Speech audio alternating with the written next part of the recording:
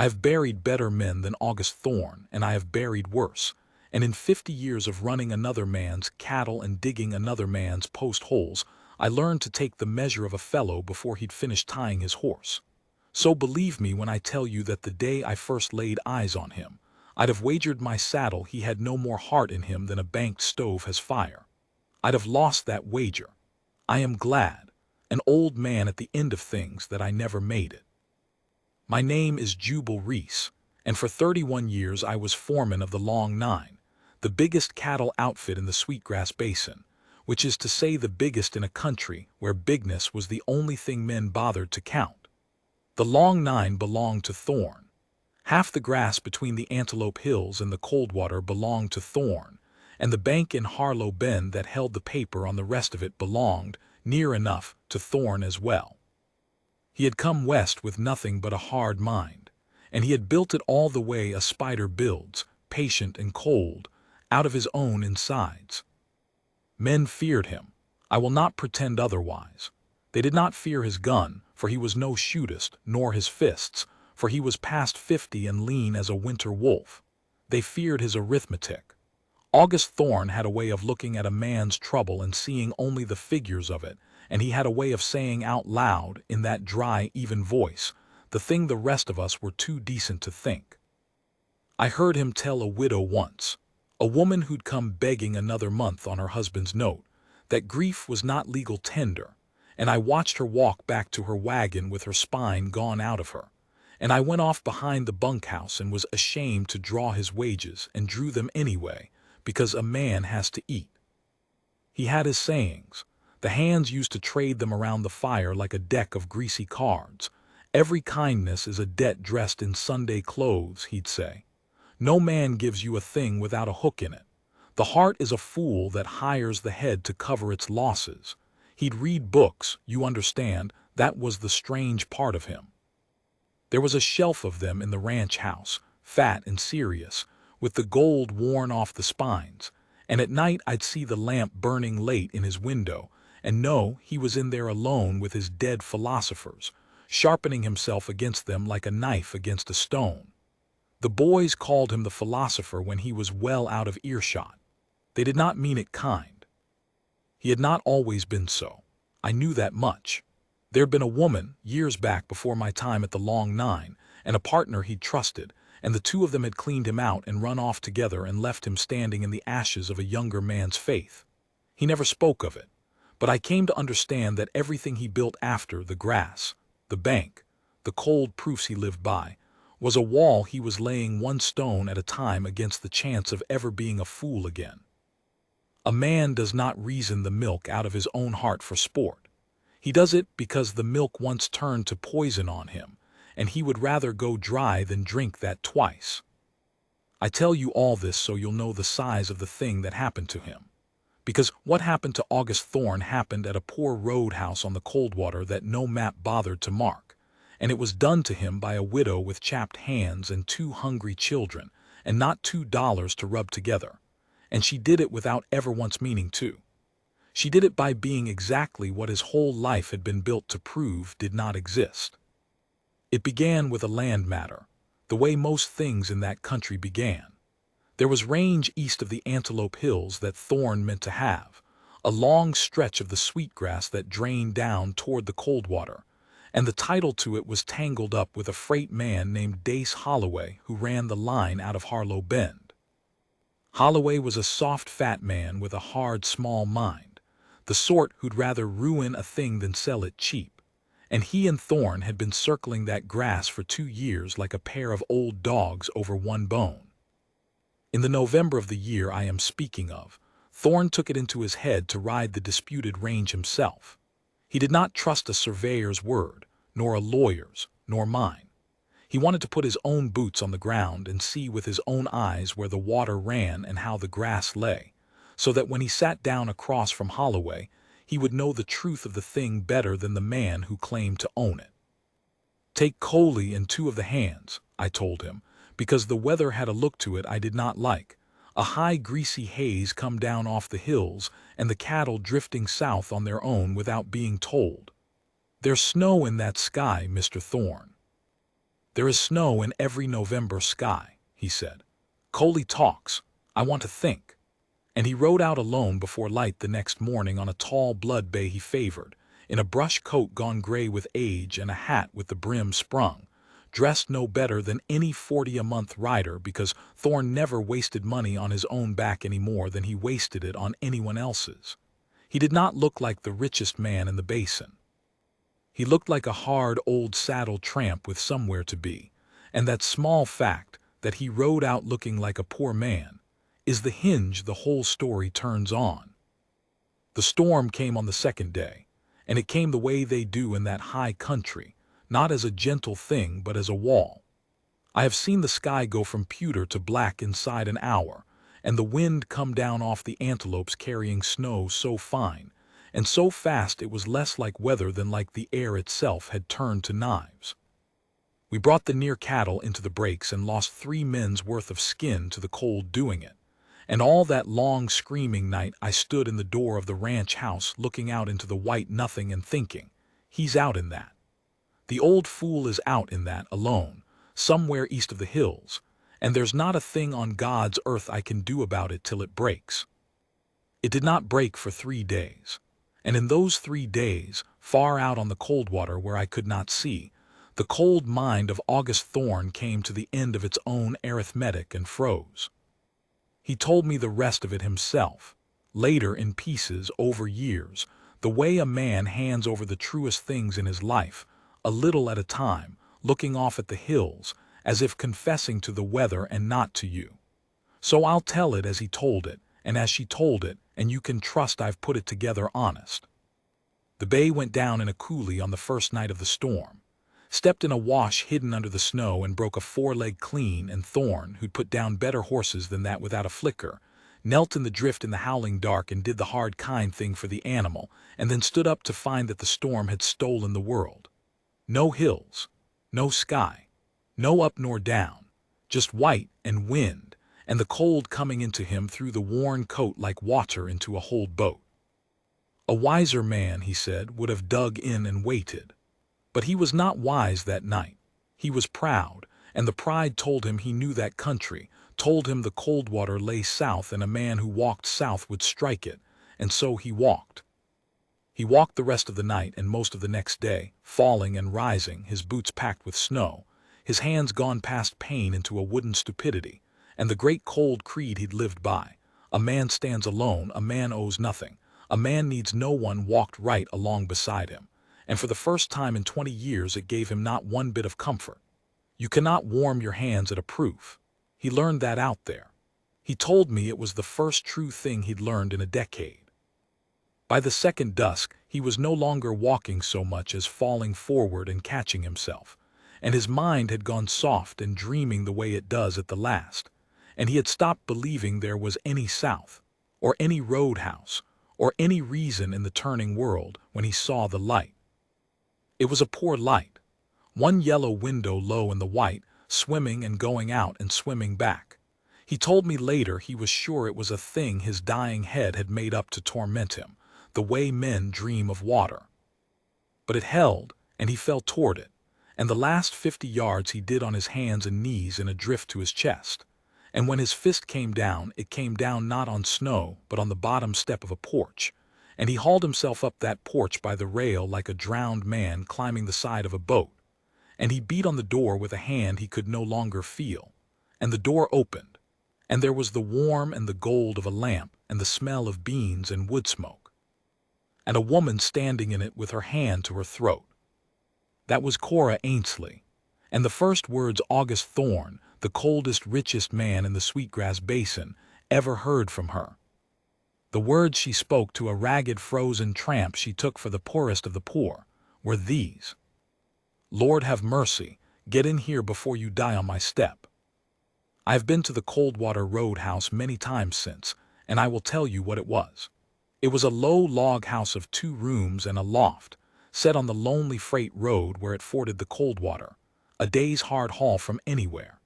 Frank Ainsley had built it to feed and bed the teamsters and drovers and stage passengers who came through, and to keep a few head and a garden and sell grain and whiskey, and for a few years it had done well enough. Then Frank had taken a fever one spring and died of it inside a week, and left Cora with two small children, a stack of his debts she had not known the depth of, and a note on the whole place held by Dace Holloway, who had loaned Frank the money to build it and who had been waiting, patient as a buzzard, ever since. She was, when Thorn fell across her step, 28 years old and looked older, the way a woman looks who has been carrying a thing too heavy for too long without letting it show. She was not what the storybooks call a beauty. She had a strong, plain face, brown and weathered at the cheekbones from sun and wind and the cook stove, and hands that had gone rough as a man's, and a way of standing very straight as if she'd decided long ago that whatever else the world took from her, it would not get her spine. Her hair she wore pulled back hard and going early gray at the part, but her eyes were the kind that look straight at you and do not flinch and do not judge. And there are men who have ridden 1,000 miles and never once been looked at like that, and did not know it was the thing they were starving for until they got it. She got Thorn in by the fire and out of the frozen coat, and she did not ask him one question. That was the thing he marked first. He told me, in the small clear part of his mind that never stopped reckoning even when his body was dying. She has not asked me who I am, nor what I have, nor whether I can pay. He had spent his whole life among men who asked those 3 questions before they'd hand you a cup of water. She wrapped his wooden hands in flannel soaked in snowmelt, not hot water, because she knew, she'd doctored frozen teamsters before, that you bring a froze man back slow or you bring him back crippled. She fed the fire. She put a quilt over him that he could see was the best one in the house, and a small boy of maybe 6 stood in the loft ladder watching with great solemn eyes, and a smaller girl, 4 or so, peered out from behind her mother's skirts, and Cora said, "Lo, Toby, Pearl, this man's been in the storm. We're going to be quiet and kind. Toby, fetch the gentleman the small pillow." The gentleman. He was a frozen tramp in a dead man's chair, and she called him the gentleman in front of her children, and Thorn, who had not wept since he was a boy, and would have told you with cold certainty that tears were the body's way of paying a debt that will refuse to acknowledge, felt his eyes sting, and put it down to the thaw coming back into his face. When his teeth had stopped their clatter and the worst of the deep cold had loosened, she brought him supper. And here is the part of it that I cannot tell you without my own old throat going tight, because I came to know that house and what was in its larder by then, which was next to nothing. There was a pot of beans, and there was cornbread, and there was the better part of a smoked ham hock that, I learned afterward, was the last meat in the place and was meant to flavor the bean pot for a week of the children's suppers to come. She put a full plate of it in front of him. Full. Ham and beans and 2 squares of bread, and the last of the molasses, while her own plate and the children's, when she sat them down after, held beans and bread and no ham at all. He saw it. Of course he saw it. He saw everything. It was his curse. He saw the children's plates and her plate and his plate, and he understood the arithmetic of it perfectly, better than she'd have liked, and the arithmetic said, "This woman has given a stranger her children's meat."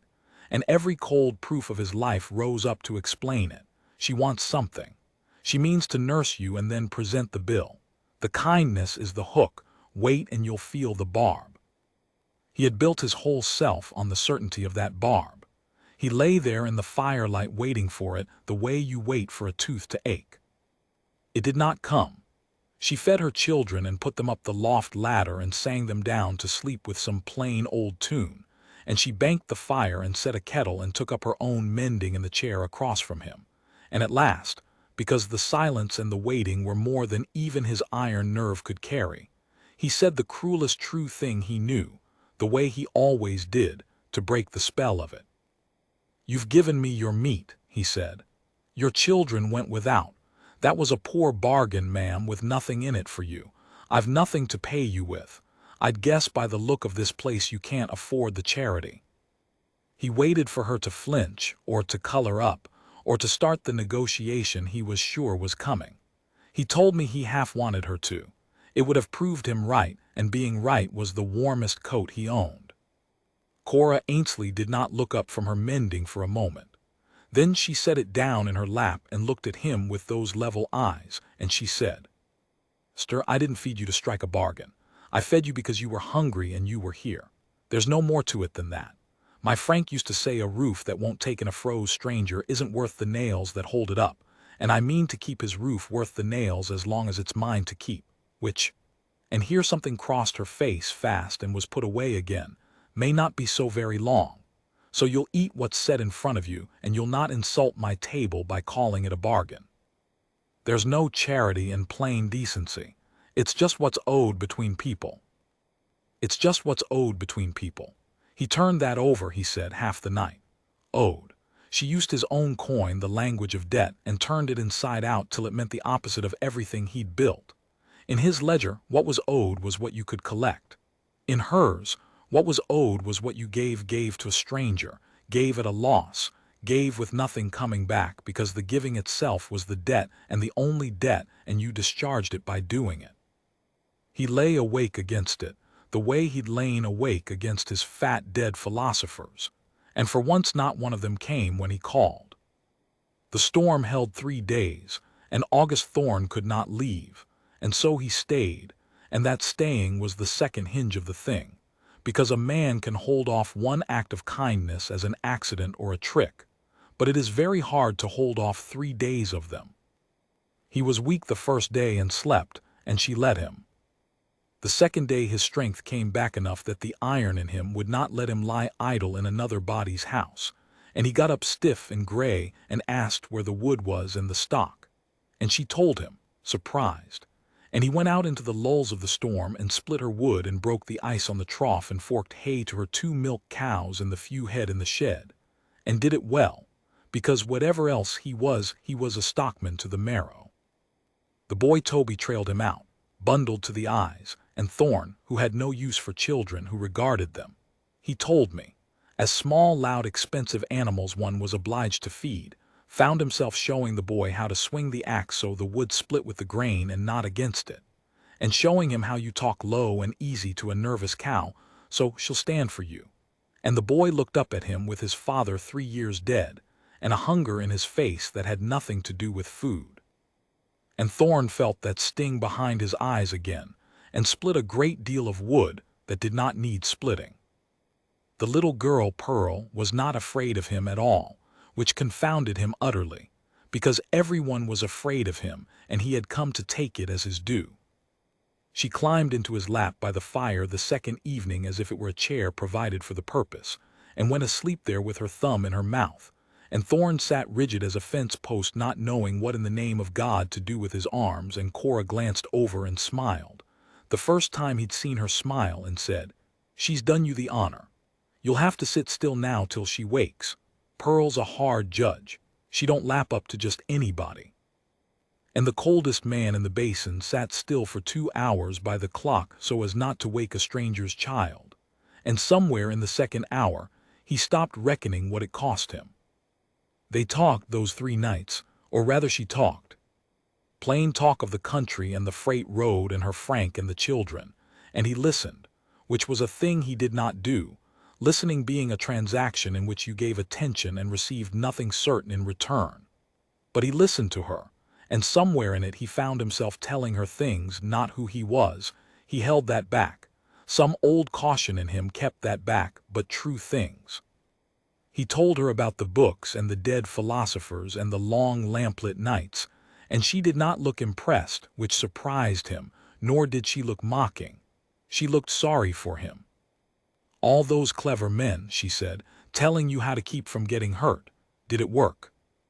He had no answer. There is no answer to a question like that put by a woman who has buried a husband and is about to lose her house and has not gone cold, when it has plainly not worked for a rich man who built a wall and went cold anyway. He sat with no answer, and she did not press him, and he understood, he told me, that she had not asked it to win. She had asked it because she was sorry for him. Sorry for him. A widow with empty cupboards and a note coming due. Sorry for the cattle baron in her chair. He did not yet know she knew the cattle baron and the man in her chair were one, for she did not know it. She was simply sorry for a hard-shut man who'd had his heart broke young and built a tomb to live in, and being pitied freely by someone with so much less than he had and so much more, did something to August Thorne that all the proofs in all the fat books had spent 20 years preventing. It was the third night, the storm finally dying down to a hiss and the stars hard and white in the broken sky, that he heard the rest of it. He'd come down soft from the loft where he'd been settling the boy and heard her at the table by a low lamp, and there were papers spread out, and her head was down in her two rough hands, and her shoulders were going in that silent way that is worse than any sobbing. He stood in the dark and did the thing he was good at. He read the papers upside down across the room, the way he read everything, fast and cold and complete.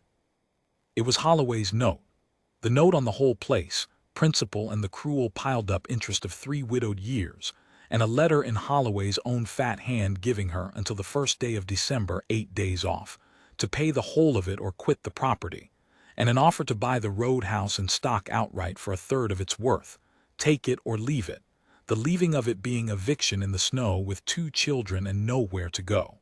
Thorne knew Holloway. Knew the offer for what it was. Not a sale but a slow theft dressed in Sunday clothes, the freight man squeezing the widow till she had to take pennies or take the road, so he could have the Coldwater Ford and the water rights and the disputed grass beyond it that Thorne himself had been circling for 2 years. And Thorne stood in the dark and understood 3 things at once, the way his mind always understood things 3 at a time. He understood that he could buy that note off Holloway tomorrow with money he'd not miss, and own the woman's debt, and the woman would be his to save or to ruin. He understood that the cold, sure creed of his whole life told him to do exactly that, to buy the debt, foreclose it, take the Ford and the grass, and call the widow's 3 days of kindness a sentimental thing that had no place in a ledger, because every kindness is a debt dressed up, and here was the debt come due, and a wise man collects. And he understood, standing in the dark watching her shoulders shake, that he would sooner cut off his own frozen hand than do it. That the creed was a lie.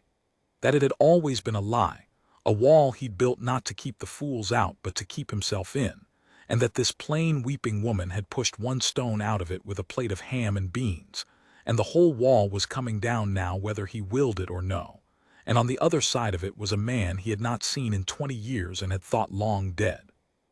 Himself the fool alive. He did not let her see him. He went back up the ladder soft as he'd come and lay in the dark next to the sleeping boy and made, for the first time in his life, a plan that had no profit in it anywhere. The storm broke clean the 4th morning, the world all blue and white and burning. Thorne could travel, and here is where any other man would have stayed, would have told her then and there who he was and that her troubles were over. Thorne did not. Some of it was the old caution, the part of him that did not yet trust his own thawed heart and wanted to be sure of it before he laid it in a stranger's hands. But most of it, he told me, and I believe him, was pride of a new and better kind. He had been given a great gift freely by a woman who thought he had nothing, and he found he could not bear to repay it with money flung down like a master tossing coin to a servant. He wanted to come back to her as a man, not as a purse. He wanted her to choose, if she ever chose, the man and not the rescue. He had spent his life buying things. He found he did not want to buy this. So he played the poor drifter to the end. He thanked her plain. He asked, awkward as a boy, was there any work hereabouts a man might get, for he'd a mind to stop in the country a while, and she said there was little enough but Harlow Bend was the place to ask. He asked might he borrow a coat for the road, his being half rotted by the freeze, and she went to a chest and took out Frank's good winter coat, the wool one, the one I later learned she'd kept 3 years and could have sold a dozen times over when they were hungry and never would, and she held it a moment and then put it round his shoulders herself and smoothed it down and said, Frank was a big man too. It'll see you to town. Bring it back when you can, or don't. A coat's a coat, and you've a longer road than I have. And August Thorne walked out of the Coldwater Roadhouse wearing a dead man's coat that a poor widow had given a tramp, and I will tell you he wore that coat for the rest of his life and was buried in it, but I am getting ahead of the thing. The boy Toby ran out after him in the snow and stood by his stirrup, for she'd a spare old mule he was riding lent, of course, lent, and the boy said, "Are you coming back, mister?" And Thorn, who never in his life had made a promise he was not certain to the decimal he could keep, looked down at the boy and said, "Yes." Just that, yes, and turned the mule and rode north to Harlow Bend through the burning snow with his cold, dead creed lying behind him in a coulee with his good blood bay, and a man's whole new life in front of him, and a dead man's coat warm on his back. He came to me first. I remember it as I remember few mornings of my long life. I was at the corrals when a man on a borrowed mule in a stranger's coat came up the lane, and I did not know him for 100 yards, and when I knew him I near fell off the rail. We'd given him up. I'd already, God forgive me, started the cold private reckoning of what the long nine would be without him, who'd hold the bank paper, what would become of us hands. And here he came on a sway-backed mule, gaunt and frostbit and 4 days dead in everyone's mind, and the strangest thing of all was his face. I'd worked for the man 11 years.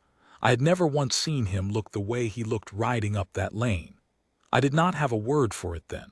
I have one now. He looked like a man who'd been let out of jail. "Reese," he said, getting down stiff, "I need the books, Holloway's holdings. The widow Ainsley's note on the Coldwater Roadhouse. Does Holloway hold it free, or has he hocked it to our bank with the rest of his paper?" I got the books. It happened Holloway, being always short and always grasping, had indeed pledged a sheaf of his notes to the Harlow Bend Bank for working cash, and the Ainsley note was among them, which meant that the bank, which is to say Thorn, was within a hair of holding it outright already. Thorn stood reading the ledger in the cold barn light a long while. Then he did 3 things fast, the way he did everything once his mind was made. He called in Holloway's whole pledged paper for immediate payment, which he had every legal right to do, and which Holloway, being overstretched as Thorn had known he'd be, could not meet. And in the settling of it, Thorn took the Ainsley note in clear title, and the disputed grass besides, the very grass he'd ridden out to see. So that in the end the storm that near killed him handed him the thing he'd wanted for 2 years, though by then he'd have traded every acre of it for what he'd found at the Coldwater, and said so. The second thing he did was send for the lawyer, and have the Ainsley note made out paid in full and discharged, the whole debt, principal, and the 3 cruel years of interest. Marked settled, and the title to the roadhouse and the ford and the stock made clean and free and put in the name of Cora Ainsley, hers and her children's, no string on it anywhere, no lien, no claim, nothing, a thing free and clear in a way nothing in that grasping country was ever free and clear. And the third thing, this is the thing I loved him for, when I came to understand it. The third thing he did was not ride straight back to her with the paper. He had the title made out and he put it in his breast pocket inside Frank Ainsley's coat, and he made me ready a wagon of goods, flour and meat and coffee and sugar, and a bolt of good wool cloth and oranges in December, hang the cost, for the children. And he gathered a dozen of us, his riders, and we made up a string of good stock to drive down, milk cows and a team and a saddle horse for the boy, and we did not go that day nor the next. We waited, because Thorn, who knew Holloway to the bone, knew the freight man would not wait, knew the fat thief would come on the 1st of December to throw the widow off before she could scrape together his pennies, and Thorn meant to be there when he came. He meant her to see the whole of it. He meant, I think, for her to see the man she'd taken for a tramp standing between her and the one who'd hounded her, and to know in that moment, before any paper changed hands, before she could think it was the money, to know that it was him. I told you he was the coldest figuring man in the basin. He never stopped figuring. He just learned, at last, what was worth the sum. The 1st of December came up gray and bitter, the snow squeaking under the runners, and we lay back in the timber north of the Coldwater in the dark before dawn, a dozen riders and a wagon and a string of stock, and we waited, and Thorn sat his horse out front of us still as a stone in Frank Ainsley's coat and watched the road. Holloway came at full light, the the way a coward comes, with 3 hired men and a wagon to haul off the goods and a deputy he'd bought to make it lawful. Cora was on the porch when they pulled in. She dressed the children warm. There was a small heap of their things by the door, blankets and a trunk and a sack of meal, all a widow can carry. She had not wept.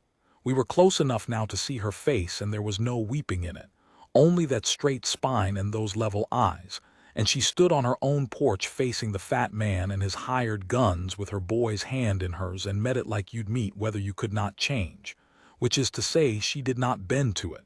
She only stood. I have seen brave men in bad places. I never saw braver than that plain woman on that porch with nothing left, and no one coming, as far as she knew, in all the world. Holloway read off his lawful words. The note was due, the note was unpaid, the property was forfeit, she'd a day to clear off. He could not keep the pleasure out of his fat face. And Cora Ainsley said, clear and steady across the cold yard, "I have $11.40, Mr. Holloway, it's all there is. I know it's not your sum. I'm asking you as one human soul to another for till spring. The children." "The note," said Holloway, "does not recognize the children," which was Thorne's own old cruelty come out of a fat man's mouth. Grief is not legal tender, and I saw Thorne's jaw go hard as he heard his own creed thrown back at the woman who'd cured him of it, and that, I think, was the moment any last hesitation left him. He rode out of the timber. I wish you could have seen it. 12 riders coming down out of the snow-laden pines into the gray light, and a loaded wagon, and a string of fine stock, and at the head of it, a gaunt hard man on a black horse in an old wool coat. Holloway's hired men reached for iron, and then saw who it was and took their hands off it real careful, for there was not a man in the basin who'd draw on Thorne. Holloway went the color of tallow.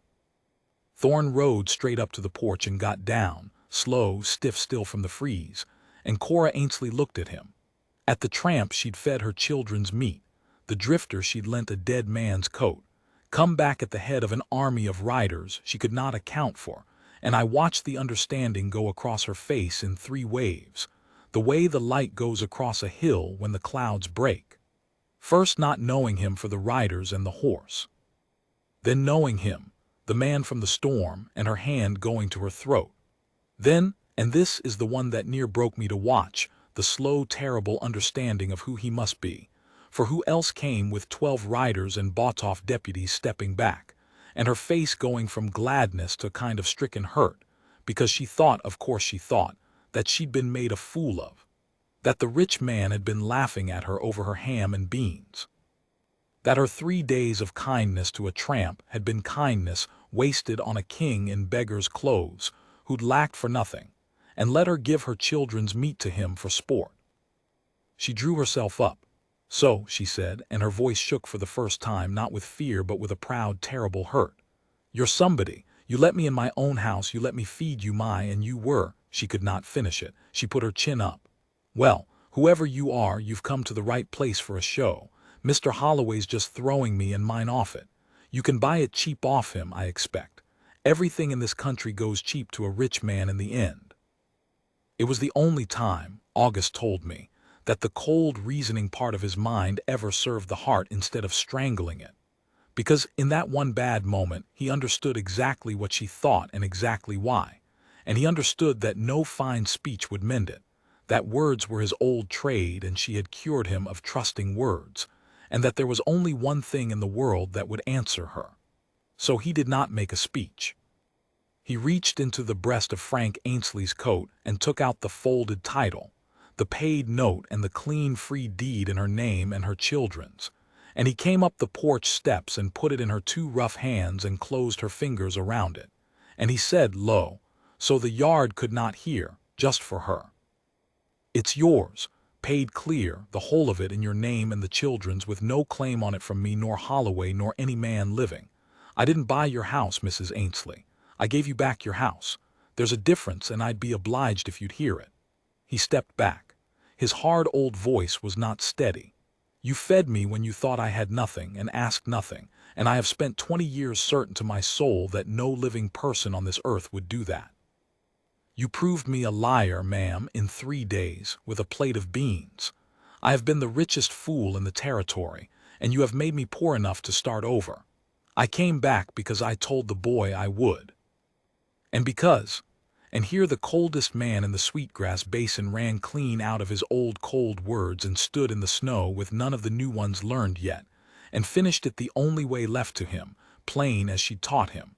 Because I have nowhere in the world I'd rather be than a poor roadhouse on the Coldwater.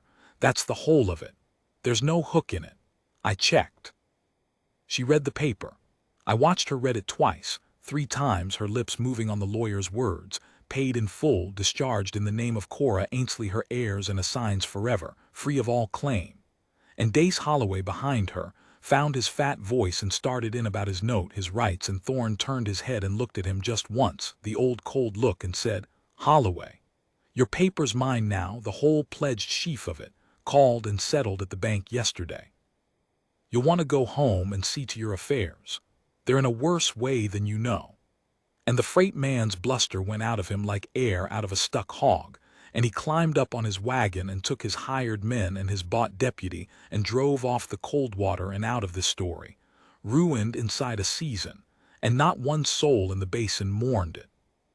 That left us, a dozen riders sitting our horses in the yard pretending mighty hard to be looking at the sky, a wagon of flour and meat and a bolt of wool and a sack of oranges, a string of milk cows and a little gentle saddle horse with a boy's-size saddle on it, and on the porch, a hard, gaunt rich man and a plain, proud, poor woman standing 2 feet apart with a folded paper between them, neither one of them, for a long moment, able to say the next thing.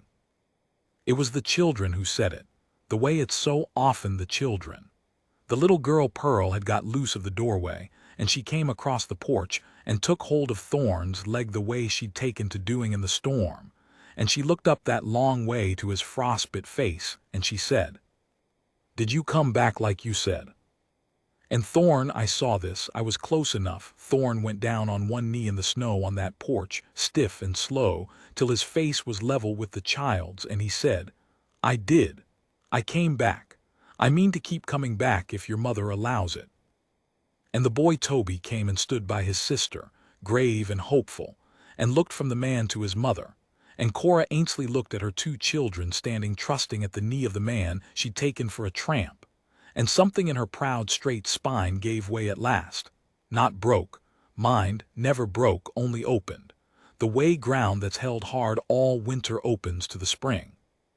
She put her hand to her mouth, and the tears came that she'd held off through Holloway and the storm and 3 widowed years, and they were not bitter tears. "I lent you Frank's coat," she said, half laughing, half weeping, "to a tramp off my own back with the children." "You did," he said, still down on his knee. "It's the finest thing I own. I'd like to keep wearing it if you'll have the man that's in it. I'm no bargain, Mrs. Ainsley.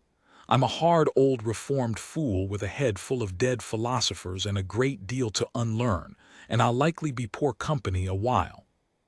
But the boy needs showing how to swing an axe, and the girls elected me her chair, and I find," his cold voice cracked clean across, "I find I cannot do my own arithmetic any more without the 3 of you in the sum. Choose freely. I'll have it no other way, but I'm asking." And Cora Ainsley, who had a free and clear deed to her own house in her own hand, who owed this man not one thing now, who could have sent him down the road with his riders and his oranges, and stood on her own 2 feet on her own ground as she'd stood on it all along.